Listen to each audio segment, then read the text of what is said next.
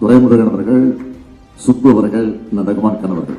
இன்னைக்கு அந்த வரலாறு சொல்றோம். இவங்க 3 பேரையும் இடி, மின்னல், மழை அப்படின்னு பதிவு செஞ்சிருக்கு. அவங்க 3 பேரை கேள்வி எழுப்புனா சட்டமன்றமே அதிரும். மக்கள் மன்றத்துல பேச சொல்லி அனுப்பி வச்சப்போ தமிழ்நாடு முழுக்க கட்டுக்கடங்காத கூட்டம் குடிச்சப்போ மாநாடுகள்ல பேச ரகுமான் கான் இருந்தாலே கூட்டம் ஆர்ப்பரிக்கும், கைத்தட்டல் விண்ணை முட்டும்.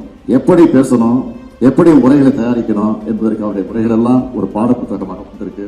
ரகுமான் கான் போன்ற இடி முழக்கங்களாக பல உருவாக்கணும்.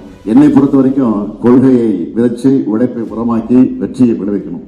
இயக்கத்துல எத்தனை கோடி பேரை சேர்த்தாலும் அவங்களை கொள்கை பிடிப்புள்ளவர்களாக வளர்த்தெடுக்கணும். அதுக்கு தந்தை பெரியார், புரட்சி கவிஞர் பாவேந்தர் பாரதிதாசன், பேரறிஞர் அண்ணா, முத்தமிழர் கலைஞர், இனமான பேராசிரியர் போன்றவர்களோட எழுத்துக்களையும் பேச்சுக்களையும் கொண்டு போற மாதிரி அந்த ரகுமான் கானுடைய திராவிட இயக்கத்தினோட சிந்தனைகளையும் மக்களிடையே கொண்டு போய் சேர்க்கணும்.